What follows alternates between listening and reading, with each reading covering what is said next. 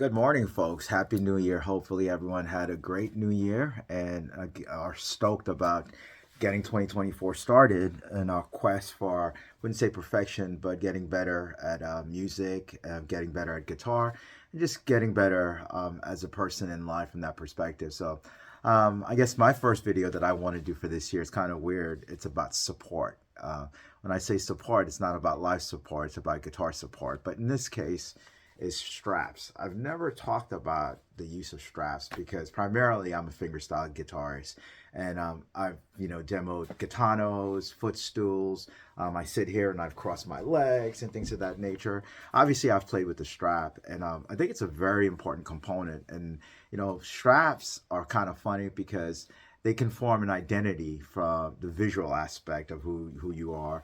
I think I bought this because I had a lot of brown guitars, or guitars like, or blonde guitars. I was like, oh, this kind of matches with that, and it matched with one of my Tellys, and it matched with one of my Heritage. So that was a visual aspect of it. So anyway, not to get sidetracked, I think the importance of me for the straps, it's like, obviously, it's not just something that you use when you stand up. That's the first point I wanted to stress.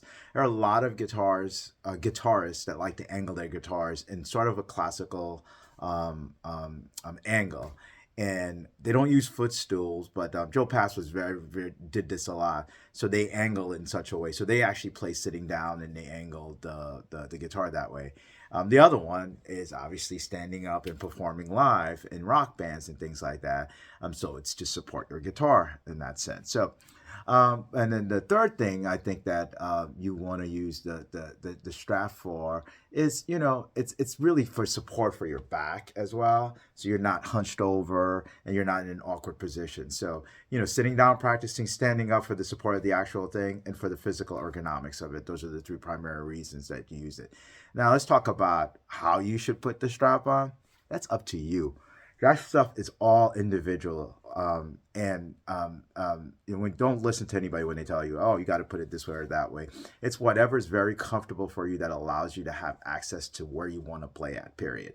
For me, I've tried to do it, the strap, a little bit, I wouldn't say quite the John Stoll angle.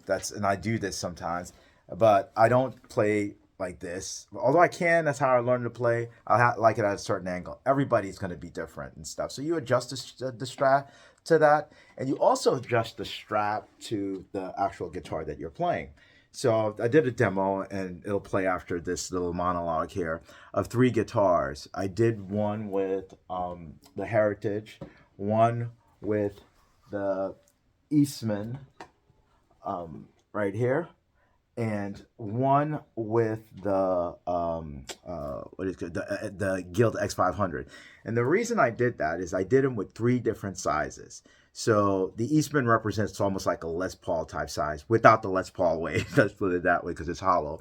I think the best compromise, if I was playing live and on stage, would probably be the Heritage if I still wanted that nice dark sound out of that, because it gives me the tradition of a jazz box, but the ergonomics is really good. The Eastman is great. You can get a great sound out of that stuff. Les Pauls, everybody knows about the Les Paul weights. That's why I have, the Heritage and stuff.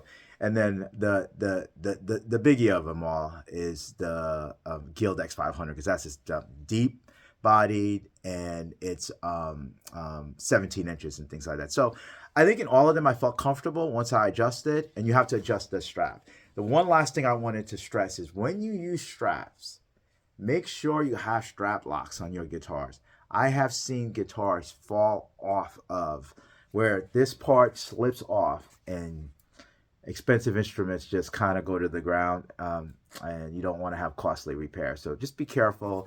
Invest in strap locks, invest in quality straps.